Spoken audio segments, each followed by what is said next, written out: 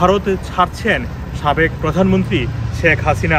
Breaking breaking breaking দর্শক, গেল কয়েকদিন যাবৎ গুঞ্জন ছিল যে মার্কিন যুক্তরাষ্ট্রের একটা প্রতিবেদন যখন সামনে আসছিল, যে ভারতের পররাষ্ট্র মন্ত্রণালয়ের কাছে জানতে চাওয়া হয়েছিল যে শেখ হাসিনা তোমাদের দেশে আর কতদিন থাকবে।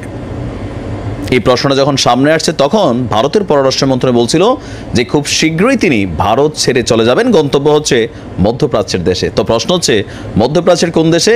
সোজা অ্যান্সার, আরব আমিরাতে এই মুহূর্তে আছেন সাবেক প্রধানমন্ত্রী শেখ হাসিনা। তো সেখানে কার কাছে গেলেন? ওনার যারা ফ্যামিলি মেম্বার আছেন প্রত্যেকেই ইউরোপ আমেরিকার রাষ্ট্রগুলোতে এস্টাবলিশড, কিন্তু তিনি আরব আমিরাত কোথায় গেলেন? তিনি কি আরব আমিরাতে দুবাইয়ের আছেন, নাকি তিনি অন্য জায়গায় আছেন, অথবা তাকে কি সরকারি কোনো প্রটোকল দেওয়া হচ্ছে, নিরাপত্তা দেওয়া হচ্ছে? এরকম নানান প্রশ্ন যখন ঘুরপাক খাচ্ছে, দিন শেষে খেলা হবে। শামীম ওসমান ভাই খেলে দিয়েছেন। এবার আসেন, ঘটনাটা শুরুয়াত হয়েছে আজ থেকে 4-5 দিন আগেই। ভারতের গণমাধ্যমগুলো এবং বিশেষ সূত্র, একাধিক নির্ভরযোগ্য সূত্র বলছে যে গতকালকেই আপনার এই বিষয়টা সামনে আসছে যে এই মুহূর্তে তিনি ভারতে অবস্থান করছেন না। অবস্থান করছেন কোথায়? দুবাইয়ে। তো দুবাইয়ের মধ্যে কার কাছে? শামীম ওসমানের কাছেই তিনি গেছেন বলে ধারণা করা হচ্ছে। বলা হচ্ছে যে আপনার গেল কয়েকদিন আগে শামীম ওসমানের একটা ছবি আপনারা নিশ্চয়ই দেখেছেন, যে দুবাইয়ের একটা শপিং মলে শামীম ওসমানকে দেখা গেছে। আর সেখানে তিনি আবার যারা ছিল তাদেরকে ছবি তুলতে নিষেধ করছিলেন।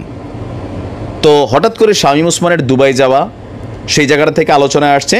আমরা যদি দেখি বাংলাদেশের প্রথম সারি গণমাধ্যমগুলোর পাশাপাশি অনেকগুলো নিউজ আসছে। দ্য ডেইলি ক্যাম্পাসের নিউজটার মধ্যে এই প্রতিবেদনটা তারা বলছে যে যুক্তরাষ্ট্র ভারতের কাছে যখন জানতে চেয়েছে, এরপরে ভারত বলছিল যে খুব স্বল্প সময়ের মধ্যেই মধ্যপ্রাচ্যের কোনো একটি দেশে তিনি যেতে চাচ্ছেন। আর তবে ঠিক কবে নাগাদ তিনি আরব আমিরাতে পৌঁছেছেন সেটা সম্পর্কে স্পষ্ট কোনো তথ্য সামনে আসেনি। সম্প্রতি আরব আমিরাতে আপনার সাবেক সংসদ সদস্য শামীম ওসমানকে দেখা গিয়েছে। এরপরই বলা হচ্ছে যে শেখ হাসিনা তার কাছেই এই মুহূর্তে অবস্থান করছেন। তবে অবশ্যই যেহেতু তিনি সাবেক প্রধানমন্ত্রী, দুবাই সরকার কর্তৃক মিনিমাম লেভেলের একটা প্রটোকল হয়তোবা তিনি পাচ্ছেন। আর এ বিষয়ে ভারতের গণমাধ্যমগুলোর বক্তব্য যে তারা মেকশিওর করছে যে শেখ হাসিনা বিশেষ একটা ফ্লাইটে তিনি আপনার আরব আমিরাত চলে গিয়েছেন। তবে প্রশ্ন হচ্ছে, কেন ভারতের মতো নিরাপদ দুর্গ ছেড়ে তিনি আরব আমিরাতে গিয়েছেন? এটার জন্য অনেকেই বলছেন যে ভারত আপনার সাম্প্রতিক সময় বেশ কয়েকটা বৈঠক করেছে। আমি আপনাদেরকে নিজেরও নিউজগুলো দিছি, সর্বদলীয় বৈঠক। এই সর্বদলীয় বৈঠক ভারত নিজেদের ইস্যুতে একত্রিত হইতে না পারলেও পররাষ্ট্রনীতিতে তারা কিন্তু একত্রিত হয়, যেহেতু বাংলাদেশের সাথে একটা বিশাল সীমান্ত।